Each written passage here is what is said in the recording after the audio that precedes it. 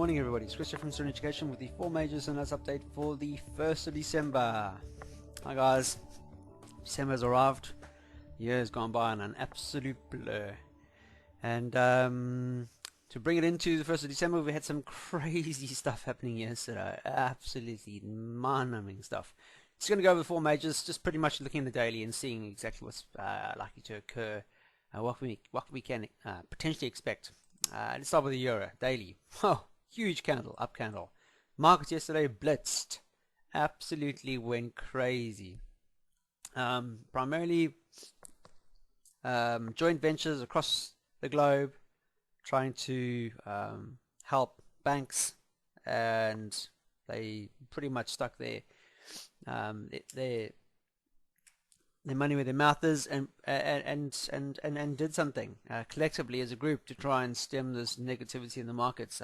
Banks, we all know, aren't lending and haven't been lending for a while, and this is what got us into the problem way back in 2007, 2008 when we went into that recession. Banks not lending, and sure enough, collectively they've actually come up with a way to actually try and get some liquidity in the market, and one of those was to do exactly that, is to play and to try and bring down the cost of swaps, lowering the swap rates, which is going to help shore some liquidity for the banks, which is a good thing. That's where it's all going to start, and it starts at the banks, doesn't it? So let's see how it works, how it actually pans out for us. Looking at the euro, beautiful up candle after 2 consecutive days of indecision at that prior support level, and I was thinking, well, if that's the case, then we look like we're potentially going to have further downside movement, because this trend direction was pretty much stacking up for further downside movement, and the news yesterday very much took everybody by surprise, similar to something that happened with the US dollar Swiss franc when they actually pegged their currency not so long ago. And this is what's happened now. It's broken right through that 13,3500 mark, bullish engulfing, and now as it stands now, we've really much gone into the next support and resistance level here through mid November. A lot of support through there before we had the breakout just recently, and we're tackling that with a lot of gutso. So as it stands now, price has pretty much gone straight through the 13,4500. Let's see if price can actually find support above there. We're going into the last parts of, we're going to Thursday and Friday. Today we have a lot of news out, especially those going into non-farm payroll tomorrow. So we have a lot of news this afternoon for unemployment claims and ISM manufacturing PMI results for stateside. We had some negative figures for the Australian dollar this morning, building approvals down quite significantly. Retail sales figures were down quite significantly as well. Commodity prices in Australia slightly down. Then this morning we had GDP quarter-on-quarter figures for Chief, which came out unchanged. And what do we have? We have the manufacturing PMI results at 9:30 GMT for sterling, followed by the Bank of England's financial stability report. That's going to be an interesting one to see or to hear. And yeah, so pretty much everything's getting stacked up for tomorrow's non-farm payroll. But going along the lines of yesterday's news with unemployment figures for stateside, if I can just bring those up, we can have a look here. What do we have? The ADP non-farm employment change was very good, and the revised non-farm productivity quarter-on-quarter figures were bloody good. So is this pretty much really playing in the favor of the US dollar finding of seeing further movement tomorrow of this nature? As it stands, I mean, the actual futures market most markets around the world yesterday actually were in the 4%, 5%, 6% mark increases yesterday, and it really showed across the world that they're very happy with this joint venture. And are we going to see it carry on today? Well, we are going into a consolidation area. We've had a lot of consolidation here before, but nonetheless, I think with this news yesterday, you can see the 23.6% area is in play as we speak. As I mentioned, if we can get above that today, then ultimately we could see a bit of consolidation before we actually head back up to the 38.2 mark, which happens to be price support and resistance here at the 13,600 mark. But as it stands now, clear direction looking higher. So our intraday stuff should be looking pretty good for higher highs. So I'll just mark it in, and then we'll just drop down to an hourly chart. So you can see the huge move yesterday, massive gap to the upside, a slight pullback during the afternoon on the US session, pretty much going sideways for a while. Asian session trading, you can see pretty much not heading higher than its current high now at 134700 mark. But you can see the CTC and the institution moving average below price, which is all important. Okay, and you can quite clearly see the 38.2 has been a bounce area, noticeable support. So going forward, if you want to see this bounce any higher, then ideally we'd like to see price actually using the support here at 1340 as a bait, and then punching higher. That's prior resistance here, so you can quite clearly see that price is now trading above the resistance level. Let's see if she can kick on during the course of today and ideally close above 1347, which will give us a lot of space here to make some decent pip returns. So let's see if that happens. Next up is sterling. Let's have a look. Same thing here across most pairs. Sterling yesterday also had a beautiful rally to the upside, pulled back noticeably during the latter part of it, and very interesting that it closed lower than the 15700 mark, which happened to be very strong support and resistance prior. You can quite clearly see a lot of hesitation at this level through parts of September, October, and mid-November, and now. Yesterday's rally not really finding any momentum higher. It's a strange one, but it's a very strong resistance level nonetheless. So it was bound to find a bit of a hesitation at that level. So what does it leave us with now? So if we take the low that we had here prior, put on here, you can see the price is pretty much bounced higher, and as I mentioned, 1700, which is roughly where the 50% mark is on this pullback here after the test, is back in play again. The high previously here at the upside down to this low, and you can see by me putting all these lines on, you can quite clearly see I've put in areas now where you've seen price support and resistance. Quite clearly we have one here that we're trading into, and there's a noticeable one below price as well that we traded through. A lot of hesitation through here, and then we had the bounce higher. Okay, so as things stand now, ideally we'd like to see it trading above the 15700 and through the 157,200. 157,200, which is this line over here, the 50% line. So intraday, got to get above that. So there's two lines that are definitely in the way for further progression to the upside. 20 period moving average, 50, all the moving averages still stacked up in price as we speak. You can see the start of this downside trend to this pullback over here, and you can quite clearly see the 50% is also there. So a lot of resistance at where price is trading right now. Okay, so as it stands now, we could potentially be looking for a potential pullback to the price support here at 61.8 below here. Could very well be an area to look at intraday. So let's have a look at that. So there you can quite clearly see those two resistance levels above price I mentioned, that very strong area here at 15,700 above, noticeable resistance, and you can see price at the moment now pretty much failing to trade above that, going through the Asian session at 15,700, noticeably 15,700, and falling as we speak.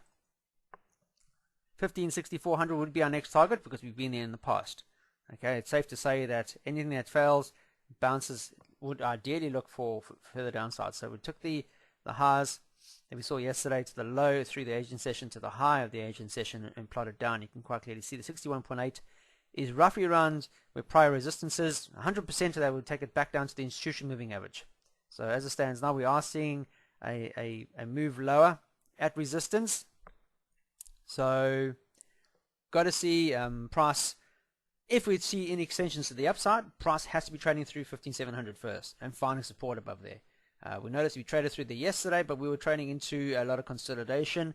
And if you look at price action here on this move, then we pretty much looked well out of sorts exhaustion-wise in terms of price action. And we know that on a daily 15,700 happened to be a very strong resistance, and having price actually not actually breaking through it with a lot of momentum and continuing that drive yesterday, especially with all the news that came out, just it indicates that things are just looking really crappy at the moment. Excuse my French. But yeah, 1560-400 would be our next target on this pair. CTC is lined up. Just be aware though, we are seeing there's potential for a bounce at 1560-400. Just keep that in mind. I've plotted relative strength on the bottom of the chart, and you can quite clearly see we are testing that area as we speak. We're testing the midline 50%. That will bring us back to this prior resistance here. If and as well as the 50 period moving average, the 200 is still below price, which is a good idea. We're trading above the institution moving average, which is still a bullish sign. So we could see potentially just a bounce, a corrective bounce here at 1560-400 as people get suckered into a short trade, only for it to bounce to the upside. So it'll be interesting to see how this morning progresses. But if this is to remain bearish, then ideally we'd like to see price breaking below 1564 and closing lower. So on a 30-minute chart, really showing us indication that they're looking for further downside movement. And then ultimately what we would do is look for potentially a bounce here at roughly the 100% mark of that extension lower, which will bring us back to the institution moving average here, roughly around the 1559 mark. US dollar Swiss franc, let's have a look at this. You can see the price actually tested the prior highs at 930 and just rolled over. Pretty much just ran into it. Almost a bearish engulfing pattern here at resistance ceiling level, and we've seen the last couple of days price moving lower. Going into this morning session, we've seen very indecisive. Trading at the underside, or just at the underside of this price support here. Quite clearly a support area through this level here, and we are trading the underside of that. Are we going to see price continuing lower? That remains to be seen. What we could do is just take the low of this to the high and project it. You can see it's trading under the 23.6% mark as we speak. Ideally, if you can find, if price can still battle to find resistance at this level here, then we could potentially be still looking for further downside movement, potentially down to the 38.2, which is going to bring us in tune with the 50 period moving average on our daily time frame. So as things now, you can pretty much put those two levels in, because that's what we want. We're either trading above that to be looking for positive upside movement, or we're trading down to these levels over here for further indication of continuation to the downside. So as it stands now, we're looking at 905. If I look at an hourly chart of that, there we go. So I move into an hourly chart, you can see that massive downside candle. So if we take that whole candle into effect, just do a retracement level on that, you'll see where price is trading now. You can see 50% of that, just above that resistance level on the daily, the 23.6, really indicating that there's a resistance level there. As price has been above that, you can obviously see that price was finding a momentum. You can see all the moving averages above price. So as it stands now, we are seeing a slight pullback. But if price can actually stay below this level here at 915, ultimately we could see this is just a pullback, a failed consolidation, and then a continuation lower. So we have a breakout, the pullback, and then the continuation lower.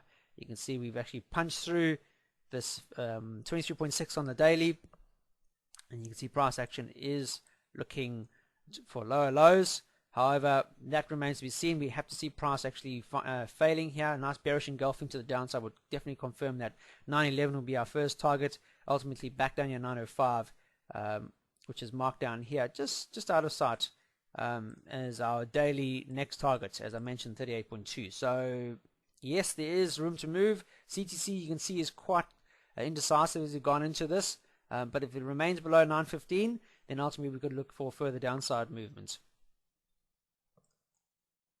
Last pair of the day is the US dollar Japanese yen. You can see yesterday downside movement after an indecision.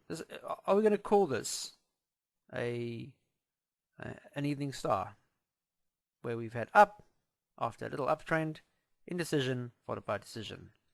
Well, let's have a look and see exactly what it is. We can take the low of this intervention candle to the high, 61.8. Really thought for a while was going to be resistance. Stacked up, bullish engulfing here after a lot of indecision, a full week of indecision. Then we saw price really bouncing to the upside. As things stood yesterday, we wanted to see a close higher than 78 to see any further movement to the upside. That never materialized. We saw a slight fake out to the up, but momentum yesterday after all the news, the US dollar did battle against most pairs yesterday because of that news, and we saw price reverting to the target would have been the 77.50 mark, which it happily went to and closed higher. So now we're in this little consolidation range. We're trading between the 38.2 at 78 and the 50 at 77.50. All the moving averages bar the institution, because this pair is very much in a bearish downside trend. We're just consolidating to the upside.